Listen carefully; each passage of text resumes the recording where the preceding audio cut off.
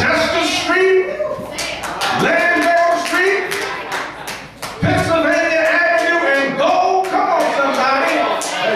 You're telling me that the Savior, the Messiah, has come from that place? He says, can anything good come from the hood? Can anything good come from Nazareth? Because Philip knows something about the history and the social landscape of Nazareth. Nazareth is a place where the Roman soldiers lived when they retired. And because the Jews had despised the Roman soldiers. They did not want anybody to live next to folk that they hated. Come on, somebody. Nazareth was a small town of about 2,000 people. But here's the interesting thing. We never read about anybody of significance coming out of Nazareth except Jesus Christ. And the Bible had prophesied that he shall be called a Nazarene. So whether Jesus wanted to live in Nazareth or Galilee or Capernaum, he had been designated to live in Nazareth for a little while. I don't know about you, my brothers and sisters, but I used to be ashamed from where I came. I remember people would be ashamed to say that they had lived in the projects. I remember some of my friends used to give you a bogus address because they didn't want you to know that they lived in a particular part of town. But Jesus was destined to live in Nazareth. And since Philip knew about the landscape of Nazareth, he concluded that nothing good could come out of Nazareth. I wish I had a praying church. Can anything good come out of the hood? You and I did not have a choice in where we were born. We did not have a choice about our arrival into this world. But once we were born, we had choices. We didn't have to follow the crowd. We didn't have to listen to the folk who said we would never get anywhere or be anything. We didn't have to go the wrong way. We made choices after we were born, but God knew the very place that he would place you in. Before you were even coming out of your mother's womb, God knew that there would be a ghetto somewhere. God knew that there would be a hood somewhere. God knew that there would be a slum somewhere. God knew that there would be a high-rise project called Lafayette Court somewhere. God knew all of that, but instead of letting you move on to somewhere else, he allowed you to be born where you were born. And my brothers and sisters, I got news for you. It doesn't matter where you were born as long as you get born again. When you get born again, you get connected to Jesus Christ. He has a destiny for your life. And I don't care what type of stigma people put on your life, what type of stereotype they attach you to. Greater is he who is in you than he that is in the world. Have you ever told somebody in conversation where you grew up? And they had to hesitate to say, where? Where is that?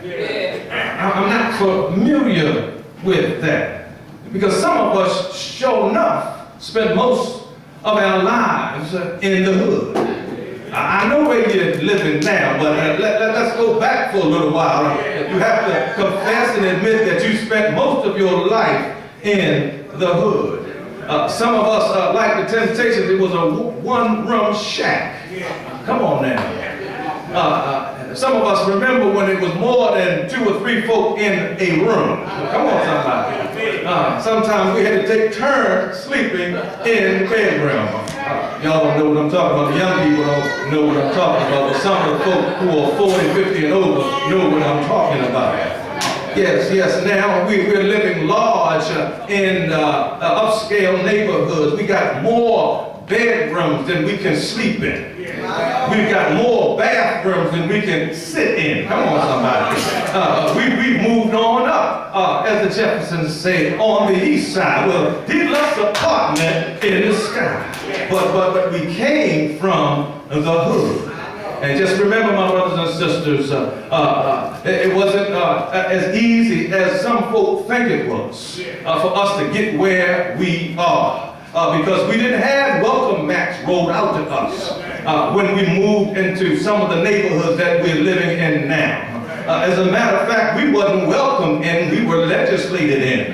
We were legislated in because of a Civil Rights Act that said housing discrimination was against the federal law.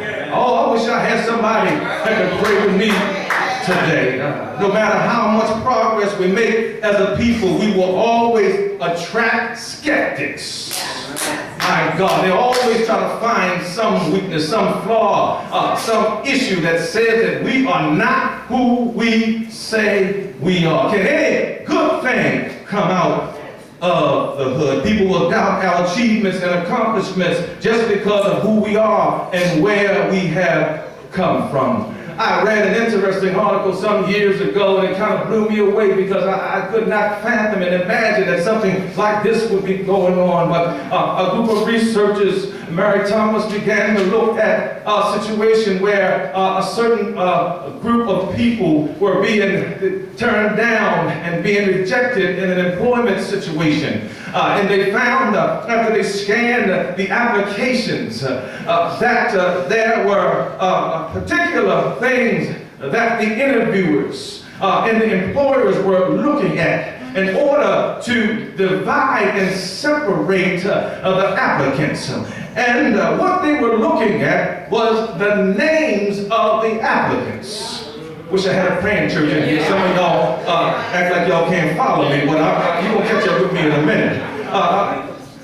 They found that they would look at certain names, and names like Shaniqua and Shaquille, come on somebody, were eliminated. Didn't even look at the resume, didn't even look at the skills and the references. Names like Danielle and Daquan were eliminated. And they looked at names like Harry and Mary.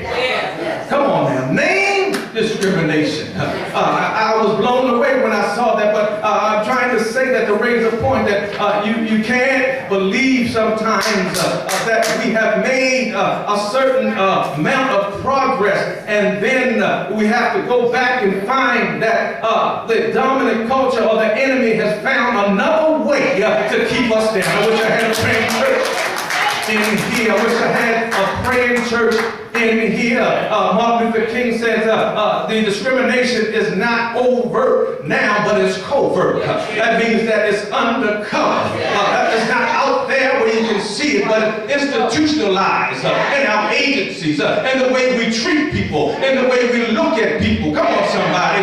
Can any good thing come out of the hood? Some people don't believe that something good can come out of the hood because of your circumstances, because of what you've had to fight against, because of the opposition. But I'm so glad. I'm so glad that Jesus Christ is Lord. And where they won't open a door, the Lord said He will open it for you. Come on, somebody. And give the Lord a praise. Philip shows us how to handle our skeptics. Philip tells Nathaniel, we have found the Messiah. Philip says, in essence, I don't care what his background is. I don't care what his earthly parents are. I don't care what people have said about him. He is the Messiah. He is the living God. And if you don't want to take me at my word, then Philip says, come and see for yourself. He says, come and see for yourself. I know that He can make a way out of no way. I know that He can get you through high school.